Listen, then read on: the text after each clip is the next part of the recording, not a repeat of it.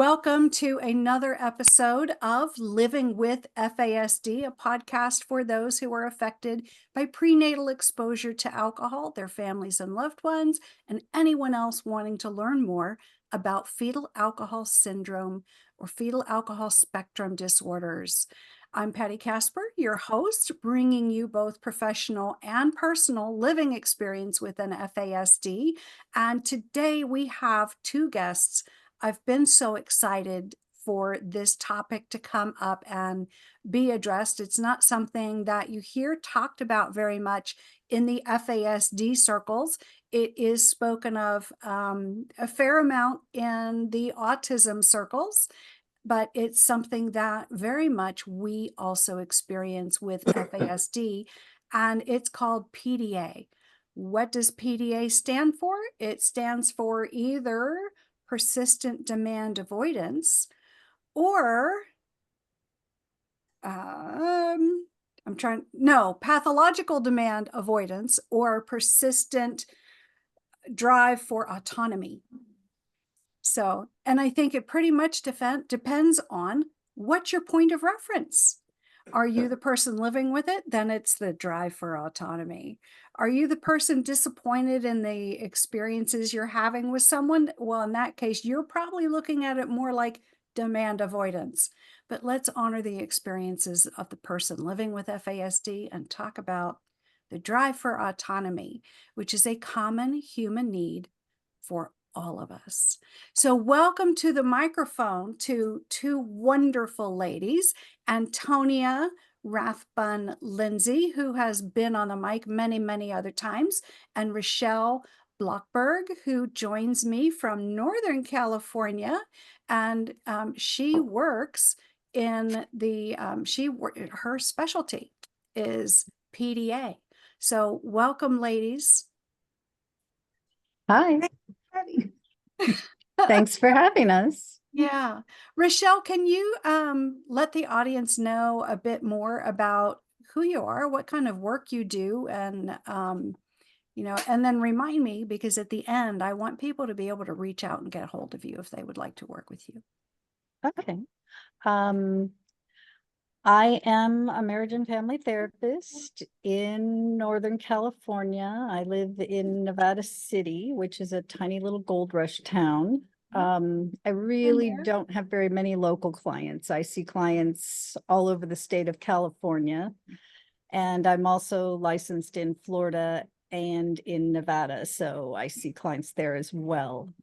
My main specialties are neurodiversity, where my version of PDA falls under, and chronic illness. And I also work with parents who are parenting children with chronic illness or neurodiversity, and then all the things that come with these things, that, like medical trauma and anxiety and depression and grief. And those are topics that we often experience in the FASD circles as well, because there's 428 physical comorbid conditions that we have a higher likelihood of developing, and we're often misunderstood within the medical community.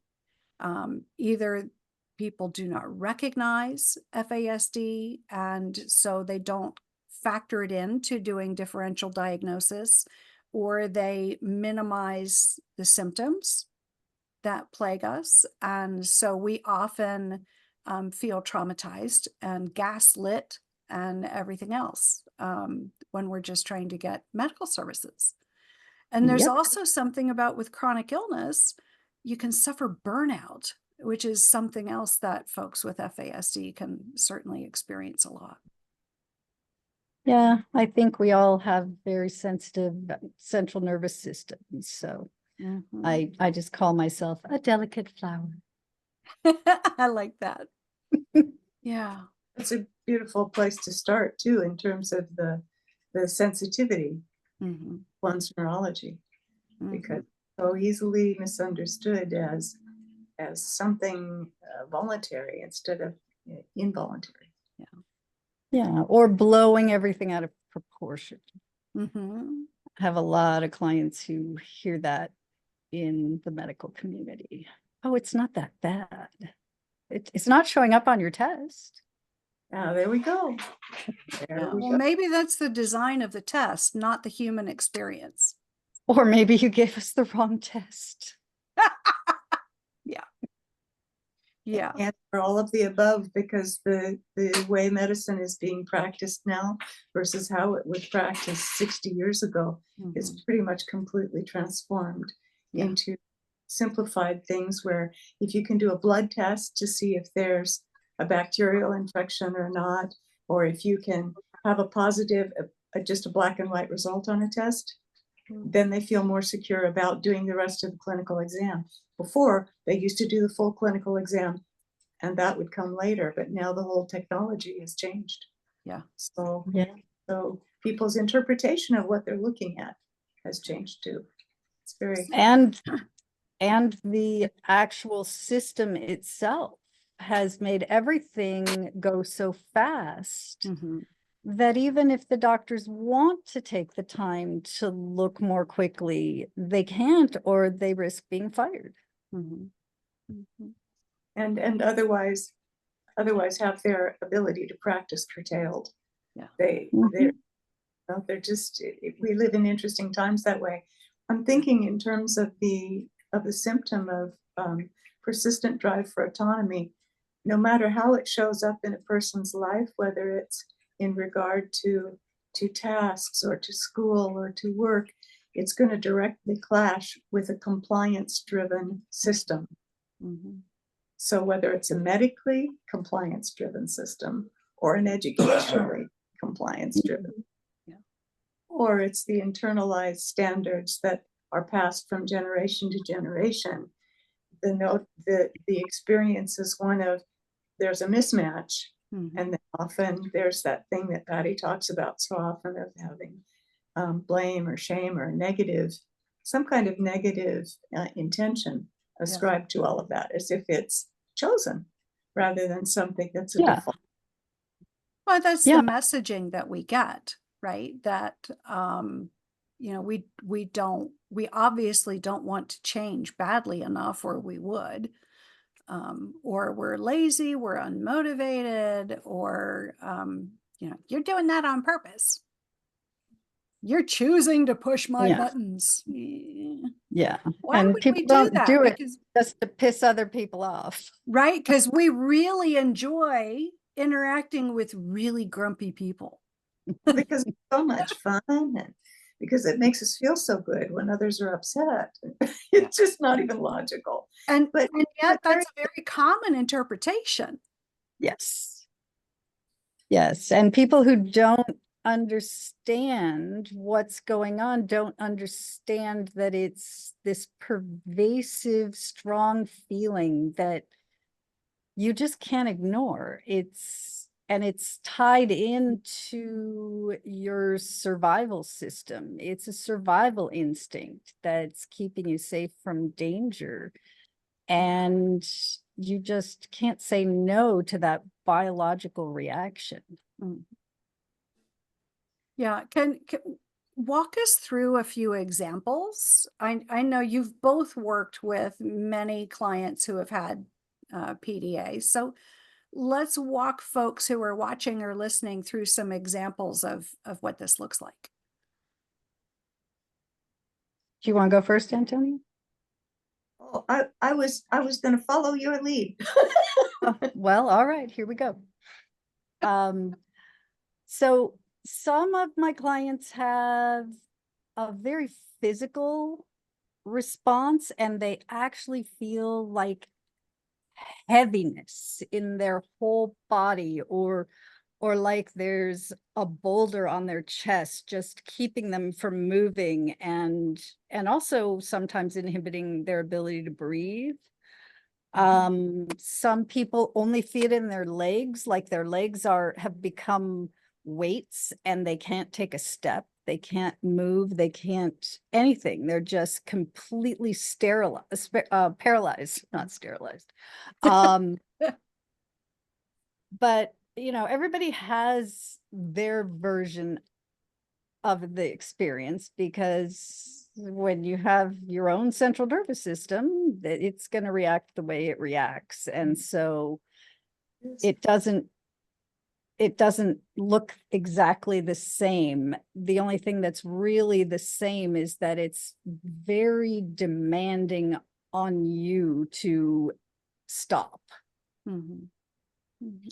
And it can feel like they're going to die. I mean, if they don't stop, they could die. Mhm. And it's just so overwhelming that even if the thing that is being demanded, or I mean, it can even be just something that you have to do that's on your to-do list and you just can't do it. But you want to do it. Yeah. So it's not like people think where, well, you're just being lazy and you don't want to do it. I mean, it's not like people don't want a tidy home. Mhm. And I think that that's a common example when it comes to housekeeping, because that's something that is never ending. And I think a lot of people, myself included, have challenges around finding the reason to initiate something that's just going to need to be repeated again and again and again. Or the thought of it is so overwhelming that you just can't imagine any sense of reward overshadowing. Does that tie into PDA? Yeah, it's really an immediate, you have to do this now. It's not, oh, I have to do this tomorrow or next week. It's something that is present right now and pushing you really hard, whether it's internal or external. But it's really a strong demand to do some kind of task. Another really common one is using the telephone. How so? Who they say avoid making phone calls. Yeah, it's really common. A sense of resistance to picking up the telephone and making phone calls. Because you don't know what to say, you don't know who's going to answer the phone. There's a lot of unknowns there. I work with a lot of my clients on creating scripts for specific kinds of phone calls that they make often. So like to make a doctor's appointment. Okay, what's going to happen? First you're going to sit on hold for a while. And then they're going to answer the phone, and then you're going to have to give this information usually. And, so it's just a step-by-step thing. And when you break it down and make it into all these little steps, it's not like one huge black cloud just raining a whole storm all over you. Yeah. So that sounds like a really good strategy for anyone who recognizes this as, oh, that thing that I experience has a name. Yeah. And PDA isn't really something that a lot of people have. And some people think they have it, but they don't have it to this nth degree. There is such a thing as task paralysis, which is much more common. That's different. And like just a plain demand avoidance that's not pervasive throughout your whole life, because this is pervasive. It happens in every situation in your life. It's not just, if you're a student, it's not just pertaining to homework.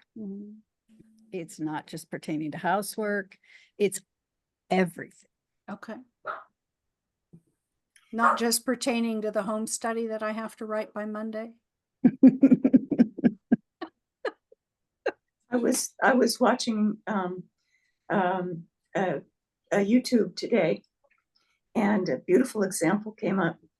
There was a young woman talking about how even it can, her sense of demand avoidance or persistent drive for autonomy occurs even around things that her own body needs to do.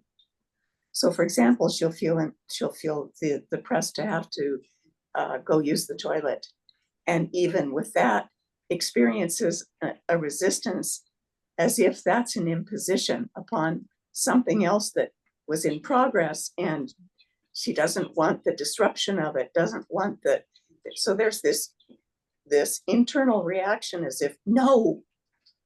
And when I was working with children for years and years, that was the thing I used to see a lot that people would misunderstand.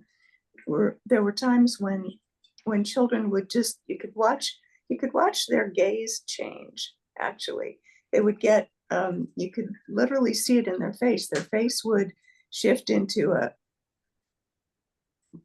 they would get a visual response. You could tell that they were not comfortable. Mm-hmm. There weren't words put on it, or sometimes just the external resistance but the little person was really uncomfortable. Mm-hmm. And there wasn't a way to just unpack it very easily. And it didn't seem in proportion to something that seemed like a demand. And that was the hard part about it, is that when we say that word demand, maybe it's just those simple expectations like you were describing earlier, Rachelle, about just things that are considered routine. But if they're not where the brain is going at that moment, then it can feel like no. And that tension, that's a survival level tension, like no. It's just, it disconnects the person's ability to take the actions. There's a disconnection.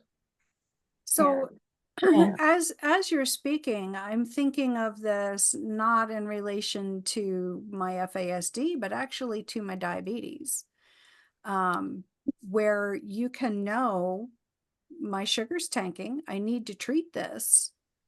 But if it's the middle of the night, you know, that conflict between, damn it, I'm comfortable, and get your butt out of bed and go. But that's a common enough, and I'm willing to guess that this is common with many chronic illnesses, because you know, type 1 is far from the only chronic illness that can turn acute on a dime. But did you guys watch the movie Steel Magnolias, the original one with Julia Roberts? Oh, so long ago. Right? But it's such a classic.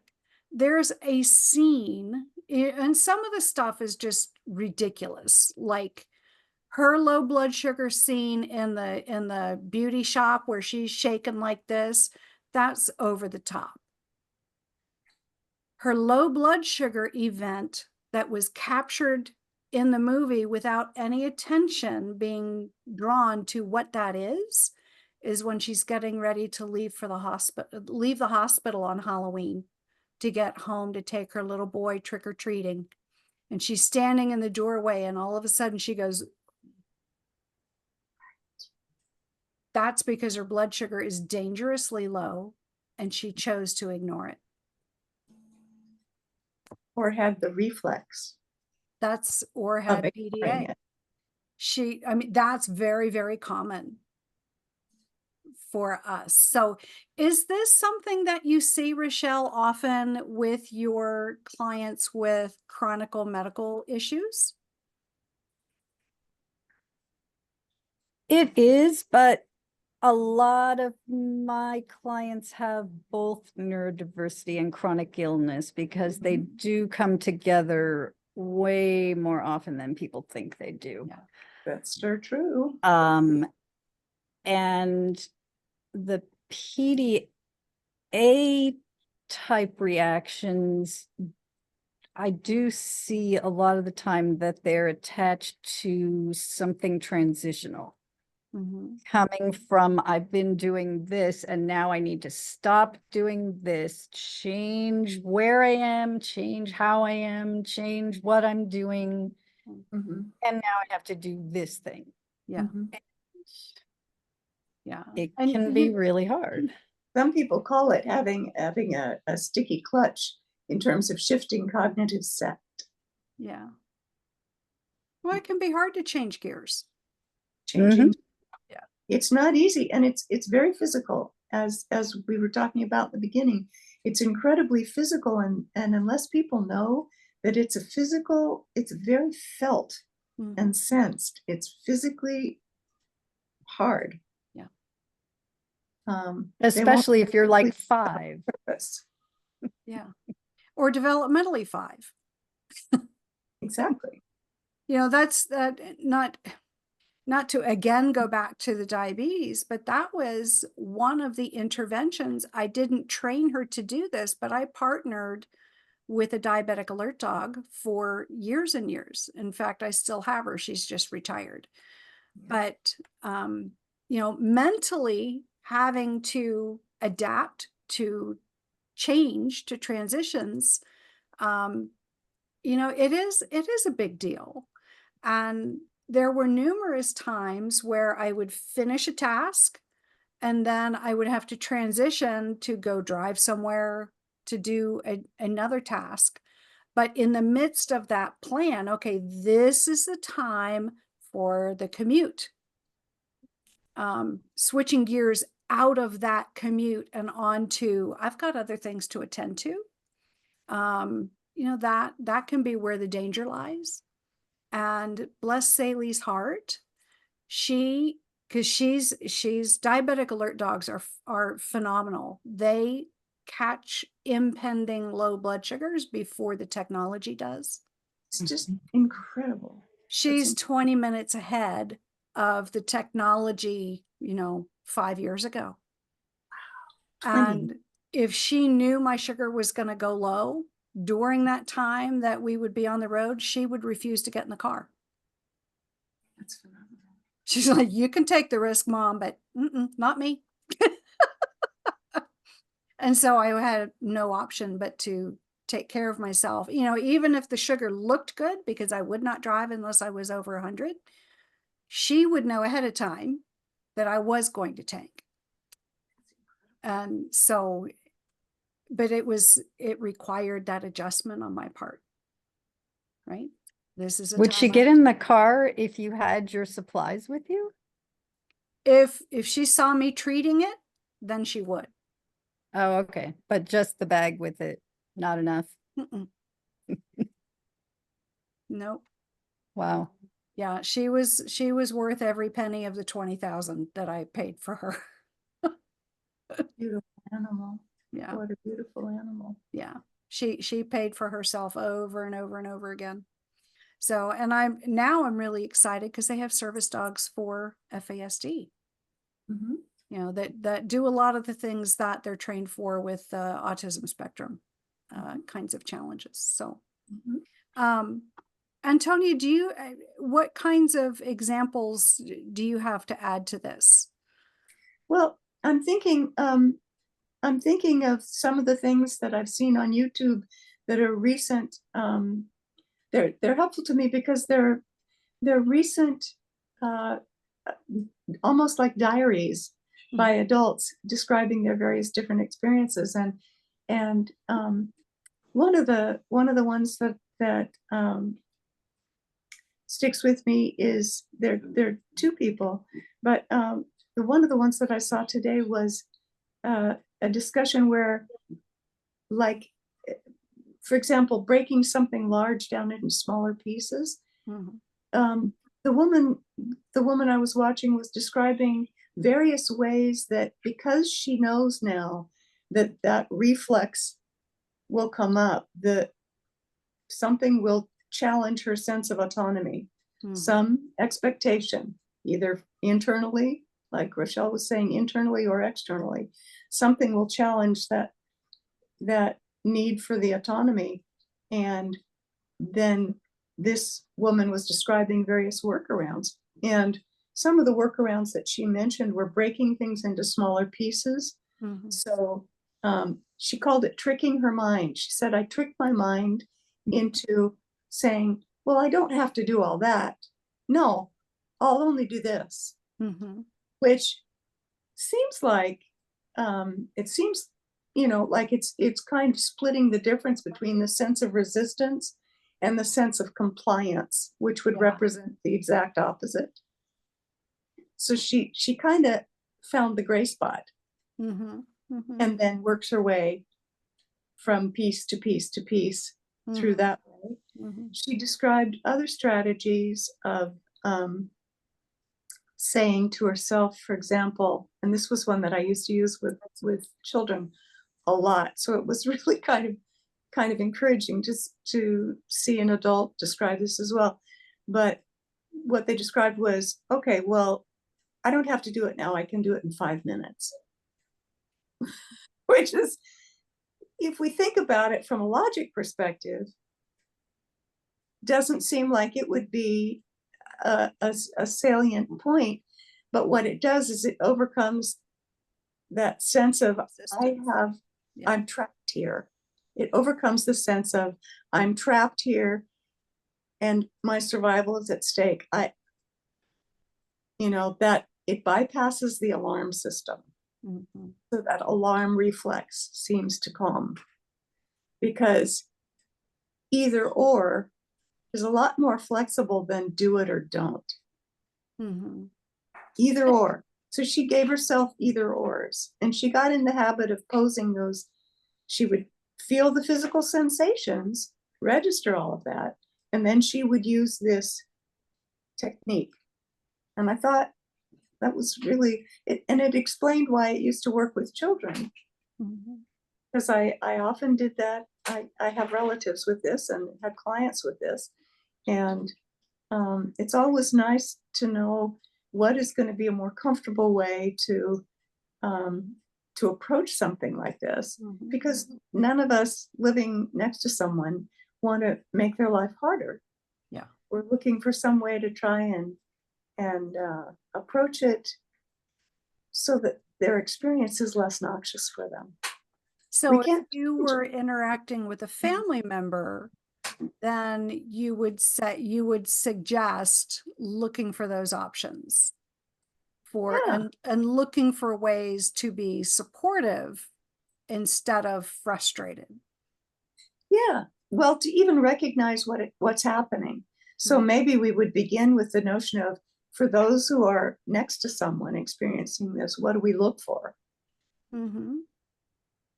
So that we can begin to perceive it more empathically, Yeah. rather than taking it personally and reacting against someone.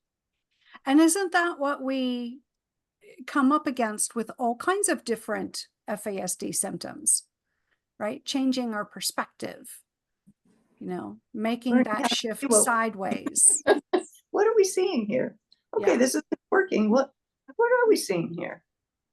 So that's a good question. If you ladies can answer for the audience. If you are a loved one, then what do you look for to begin to shift the way you're looking at your loved one's experiences?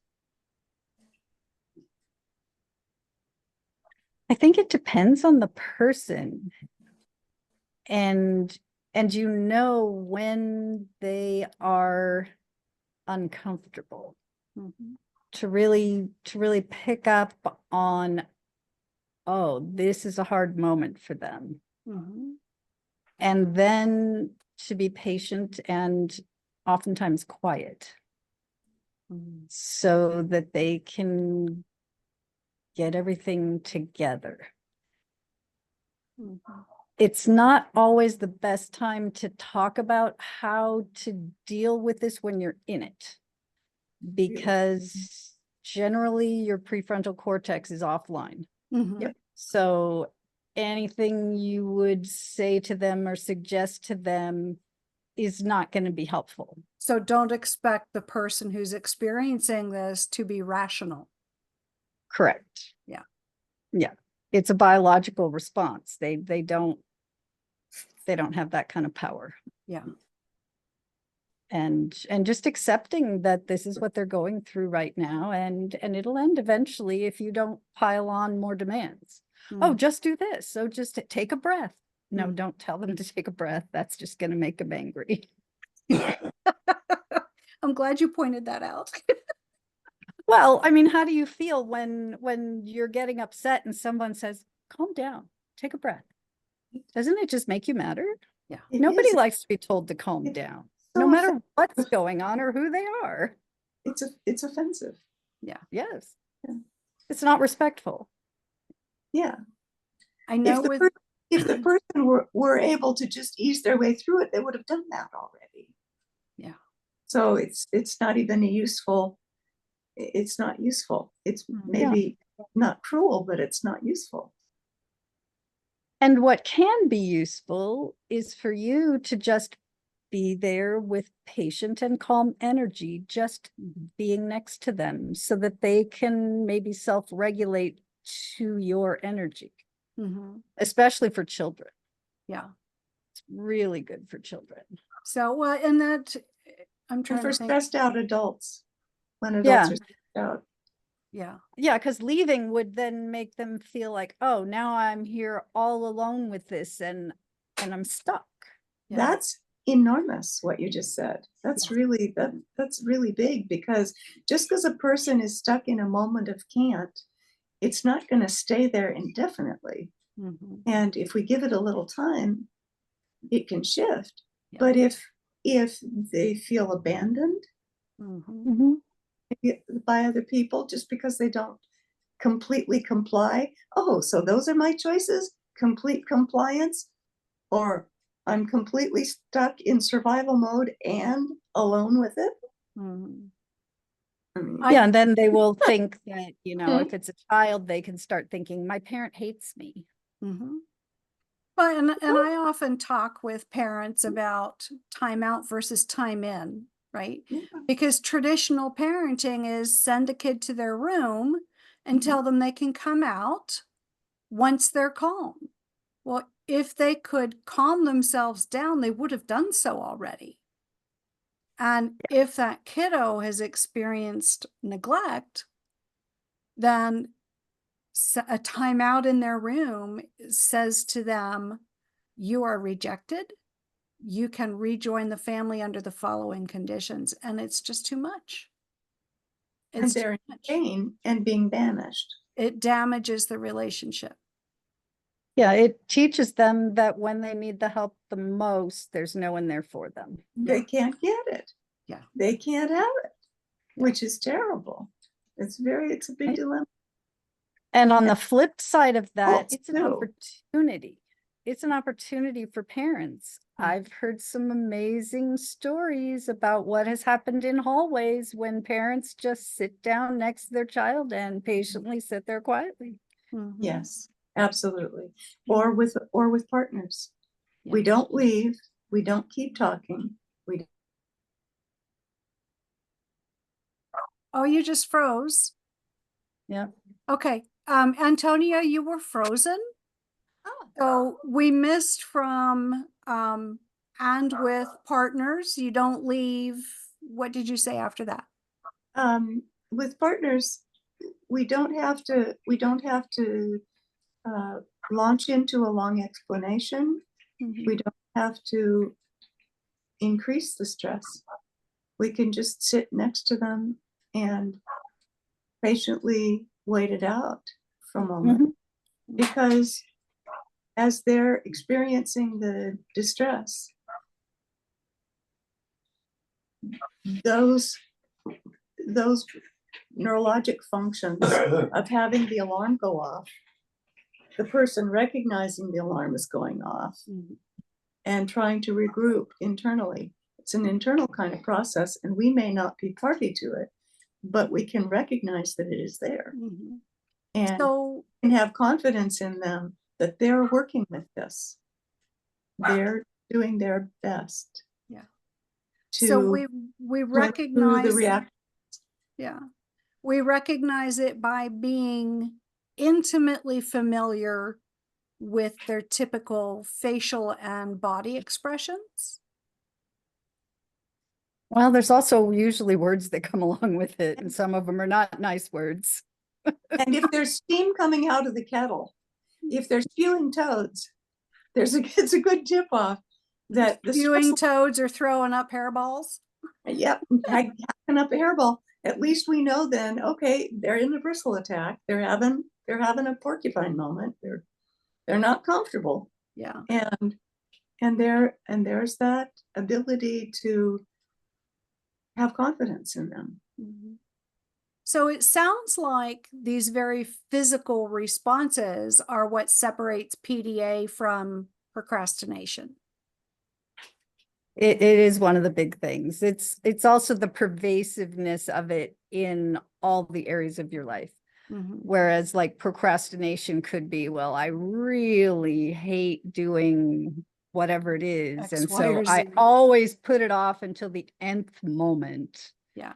And then I'll do it because now it's become an emergency. Mm-hmm. But another thing about like if this is happening with a partner, sometime when they're not having this experience actively, you can have a conversation about how they want to be supported. Mm-hmm. What is it that usually helps you? Yeah. And I've had clients who have told their partner, you know, I want you to go get me a tissue, because they tend to cry when it happens. I've had clients who want them to go make them a cup of tea because they find that calming, and holding the cup in their hand is a very nice way for them to be tactile while they calm down. And it's kind of multi-sensory in the sense that not only is it the tactile of the cup, but it's the warmth of the cup. Yeah. Then they can taste it too if they're ready for that.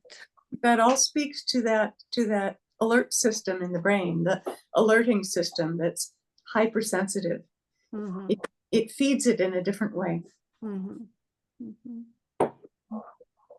Okay. So there is another thing we haven't covered that this can be very attached to, and that's perfectionism. Oh, yeah. Well, and that's something that procrastination is tied to. Right. Yeah, the other side of the same coin. Yes. Yeah. Because I don't have the time, the energy, the whatever to do this perfectly. So I have to wait until I have that in order to do it. And, you know, your mind is playing tricks on you because no one can be perfect ever. And So it becomes dominoes. Is that statement, I don't have the time to do this right, therefore I'm not going to do it, is that what triggers somebody into this whole physiological process starting? I think it's what comes after that. I Okay. think it's the after that where no matter what they're feeling like, they're being told this must be done now. Mm-hmm. And even, yeah, and the sensitivity even to the tasks. If one is really sensitive, one also perceives a level of detail in things that is not explicitly put into words with other people, but is a felt sensitivity, visually, kinesthetically, tactily, emotionally. So the whole thing about the expectation has a different valence than just a task. It's a whole experience. and an exhausting. And in 3D and Technicolor, it's much more intense. And therefore, problem solving around it is likewise just as complicated and as intense. So trying to get those things lined up, the amount of variables the person is sensitive to and experiencing are different. It isn't just a this or this. It's not binary, it's technicolor. Yeah. And that's such a good point, because, you know, most people, I think, don't realize that expectation and task are separate. They're experienced differently, right? So the expectation is much more relational centered and impacted by all those dynamics and how well supported someone feels by that other person. Kind of feeds into how willing they will be to be spontaneously compliant when a demand comes up.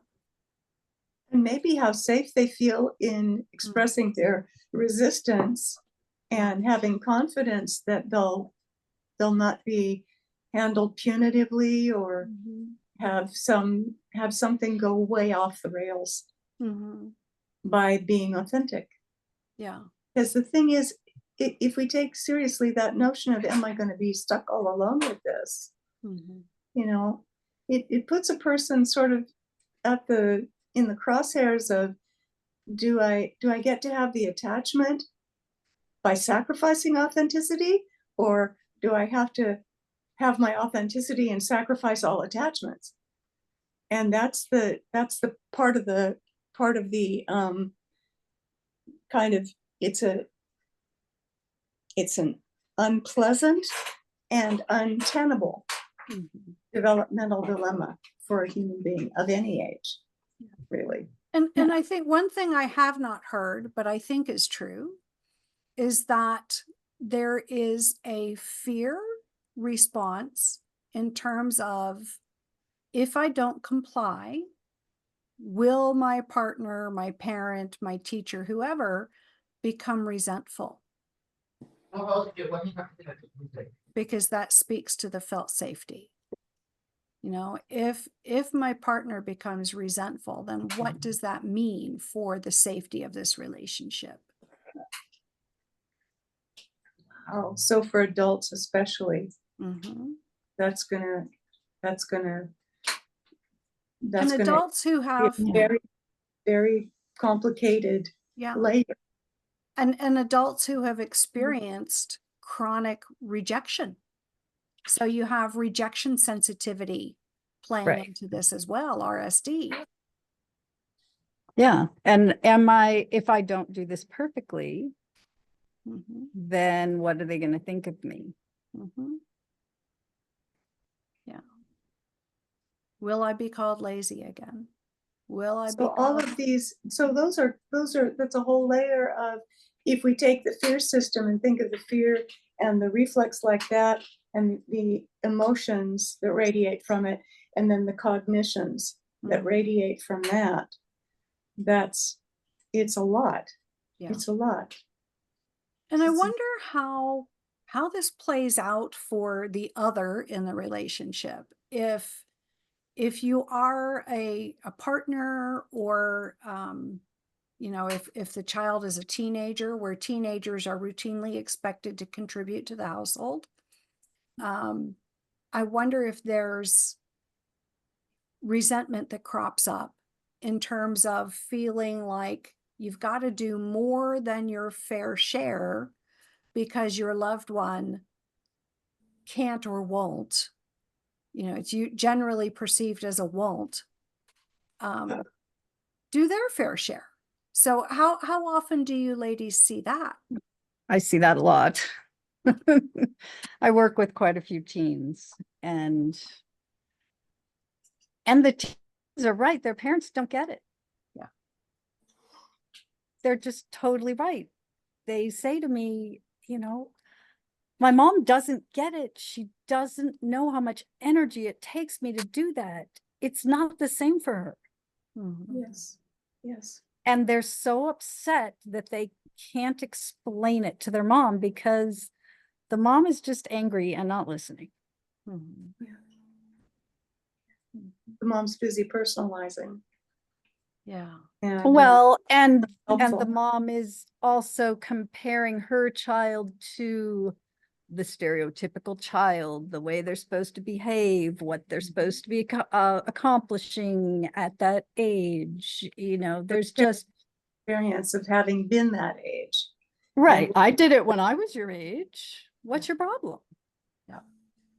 And I think that whole recognition of neurodiversity, you know, when you're expecting your kid to be neurotypical or expecting your spouse to be neurotypical, you know, I think it's so abstract, right? If you don't have a neurodiversity yourself, it's so abstract to realize what that experience is. Well, it doesn't go with social norms at all. So it's just not anywhere someone's thoughts go. And when they're told to have their thoughts go there in some way, usually by their teenager trying to explain how they learned about it on TikTok, they're just like, I learn everything on TikTok, don't you? well, you just got that from a video on TikTok. They don't know what they're talking about. And sometimes, you know, they don't have the whole thing, but they have the essence of it because they're experiencing it. And they're trying to say there's something about this that feels familiar. Here's an example, Mom. And Yeah. I'm not saying you should all go to TikTok and get all your information there. There's a lot of bad stuff on there. Yeah. But There's that's where the kids go. Little tiny snippets of things. Mm-hmm. One has to pick one's pieces carefully. Yeah. But it has to start somewhere, this dialogue you're describing. Yeah. You know, I just think that socially our society is so focused on the hierarchy of the family. Mm-hmm. And that the kids don't really know what they're experiencing, that they don't get listened to, especially teens, because the stereotype is, well, they're just rebellious and they're, you know, just doing stuff to get out of things. That label, as if to be adolescent is to automatically be a flake. Yeah. Which is, yeah. I mean, that doesn't even really make sense. Yeah. Given how sensitive adolescents really are and how much they're going through hormonally. Yeah. And develop. And that's, yeah. And that stereotype isn't even true. Yeah. It happens if they're neglected. It happens if you don't listen. It happens if they're in an environment they can't deal with, or if they're having difficulties in another area of their life, like being bullied at school or having trouble with a particular subject and not getting the help they need. I mean, it comes from so many different places. Yeah.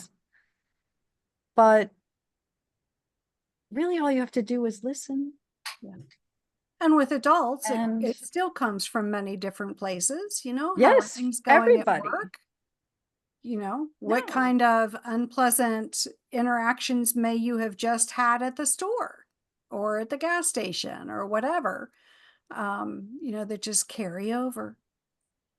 So this has been a fantastic discussion, which we have to unfortunately wrap up.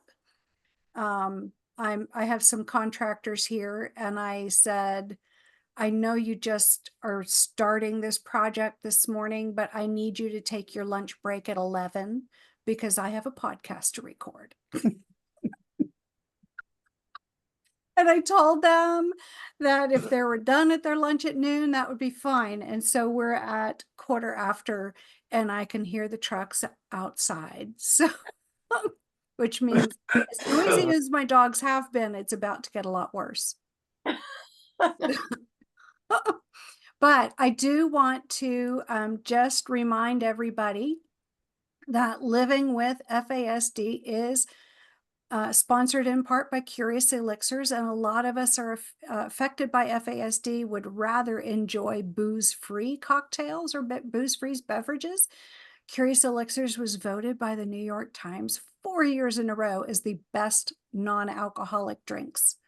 They're infused with organic plant-based adaptogens, so they will boost your mood in however you need that to happen.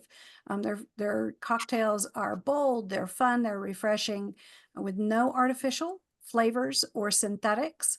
And so that's there for you. In the show notes, I have a link for you to use. And if you do that, then they will bless my bottom line to help with the expenses of living with FASD. So if you are looking for a sophisticated alternative to tea or carbonated beverages, or if you're trying to get away from alcohol, then I would encourage you to give them a try. And who knows, you might like them. And please don't forget to like, share, etc. this podcast on whatever platform you are watching or listening. And the more visibility that we get, the more people are reached who will learn about fetal alcohol spectrum disorders. And also, September is coming to a close already. Oh my goodness.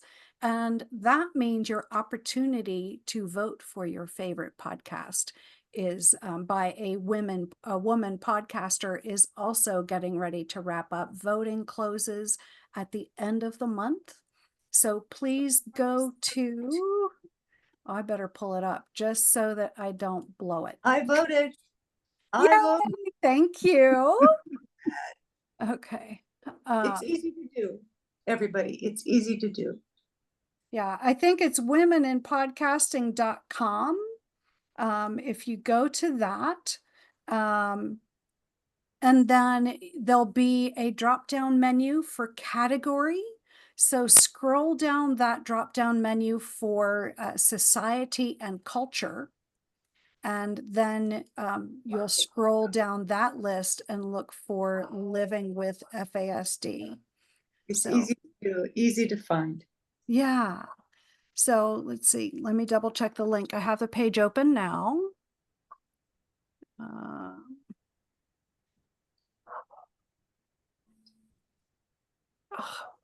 I'm not finding the links. Okay. Well, I didn't have that information when I did it, but what I found was when I went to the link that was posted for when you provided the link to go vote, I just followed the steps and they were easy to do. Okay. Womeninpodcasting.net.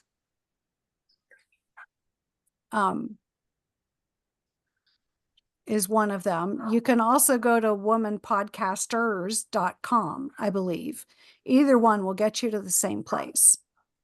Yeah, womenpodcasters.com/vote, or womeninpodcasting.net. So I'll put a link in the show notes. I appreciate your support in advance. There's so many good podcasts out there, and I recognize that. I listen to other people's podcasts rather than listening to myself.